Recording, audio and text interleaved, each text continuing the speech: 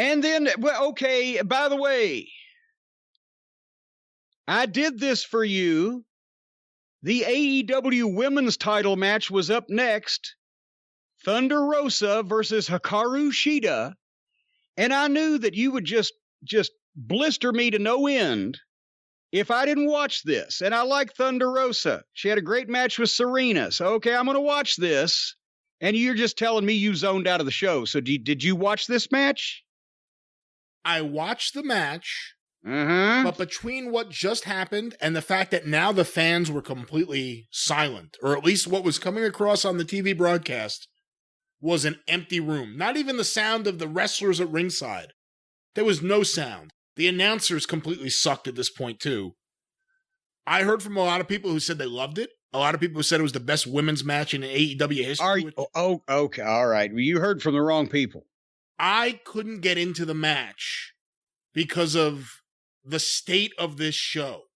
That battle royal I hated, and then it was followed by me seeing a guy almost die on their stupid show for a spot that meant nothing in a match that meant nothing.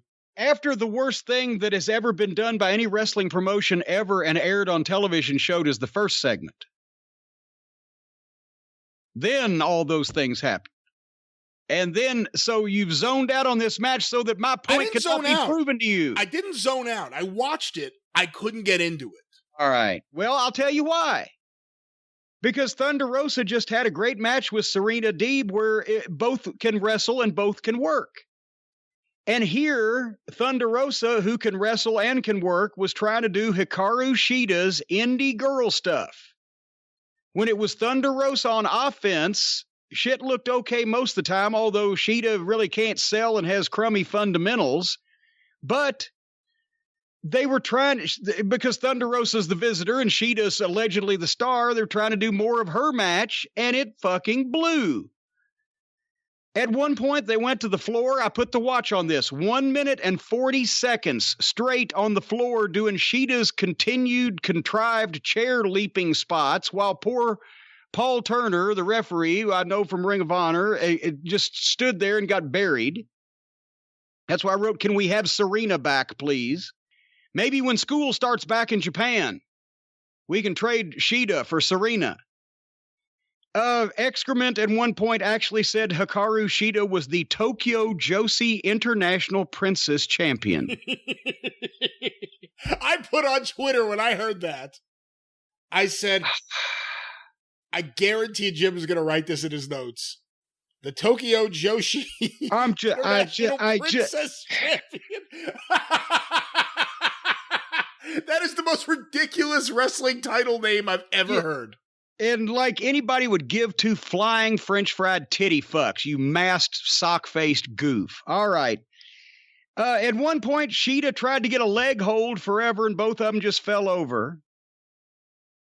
This is what even a good worker can look like if they're in there with an indie-level worker and they have a style clash. And somebody should have helped them put this together, but who? I wondered. Who? You know, the best way to have put this together would have been fucking book Thunder Rosa with somebody else, in my opinion.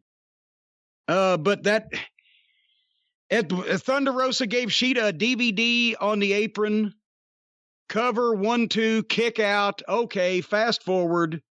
Shida won with a running knee, rotten and long. From wherever the Death Valley driver was on the apron to the finish, I fast forwarded it. It looked very, very long. And it was rotten.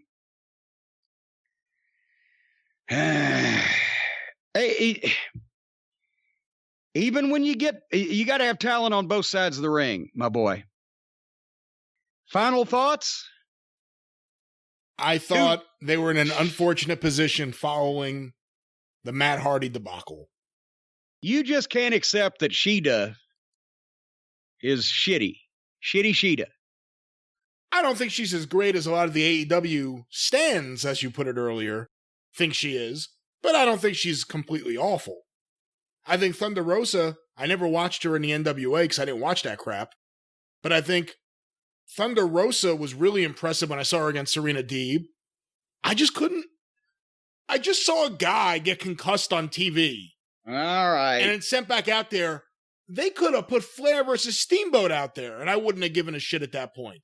Well, we can't grieve forever, so let's move on.